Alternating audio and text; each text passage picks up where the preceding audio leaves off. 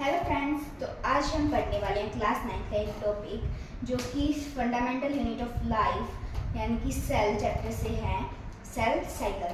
तो cell cycle दो parts में डिवाइडेड होता है, सेल ग्रोथ और सेल डिवीजन। ये आप सबको पता है। सेल ग्रोथ के भी तीन फेजेस होते हैं।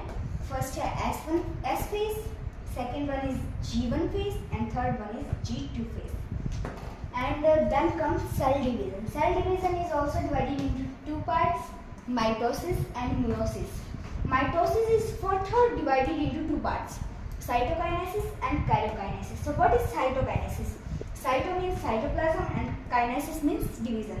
So it means cytokinesis is the division of cytoplasm. Then comes karyokinesis. What is karyokinesis? Karyo means nucleus, kinesis means division. So karyokinesis is division of nucleus. Then comes meiosis, the second part of cell division. It is also further divided into meiosis first and meiosis second. Meiosis second is just similar to mitosis.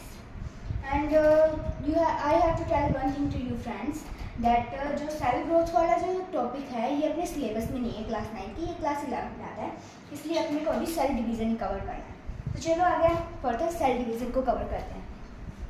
Cell division में क्या होगा, mitosis के बारे में पढ़ते हैं। पहले mitosis में पेरेंट सेल और उसका न्यूक्लियस। जब इसका डिवीजन करने का टाइम आएगा तब ये पहले न्यूक्लियस से डिवाइड होंगे जिसको कहेंगे हम कैरियोकाइनेसिस, और साइटोकाइनेसिस यानी साइटोप्लाज्म में डिवीजन जिसके हमने बीच में कर रखा है। फिर ये टू डॉटर सेल्स में चेंज हो जाएगा धीरे धीरे।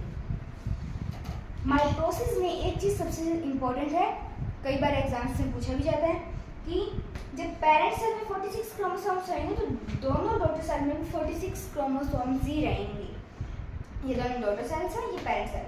द पेरेंट सेल में 46 क्रोमोसोम्स हैं, कोई भी ह्यूमन है उसमें 46 क्रोमोसोम्स होते हैं। पेरेंट सेल में 46 क्रोमोसोम्स है तो दोनों जो डॉटर सेल्स हैं उनमें भी 46 क्रोमोसोम्स ही रहेंगे। Then comes meiosis.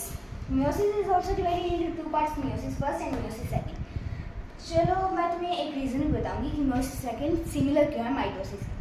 चलो पहले इसका देख लेते हैं। meiosis फर्स्ट जो है उसमें पेरेंट सेल में 46 क्रोमोसोम्स होंगे, पर meiosis फर्स्ट में आके वो सेम नहीं रहेंगे, वो हाफ में डिवाइड हो जाएंगे। दोनों डॉटर सेल्स में 23 क्रोमोसोम्स होंगे। और फिर ये यहाँ तक meiosis फर्स्ट की प्रोसेस, फिर आगे meiosis सेकेंड की प्रोसेस चलेगी कि जो ये है ये फर्दर आगे और डॉटर सेल्स बनाएगी और ये डॉटर सेल भी आगे फर्दर और डॉटर सेल्स बनाएगी। तो अब जो न्यू डॉटर सेल्स फॉर्म होंगी उसमें जो पहले वाली यानी कि इनकी डॉटर सेल्स जो थी उनके जितने ही क्रोमोसोम्स होंगे यानी कि ये सेम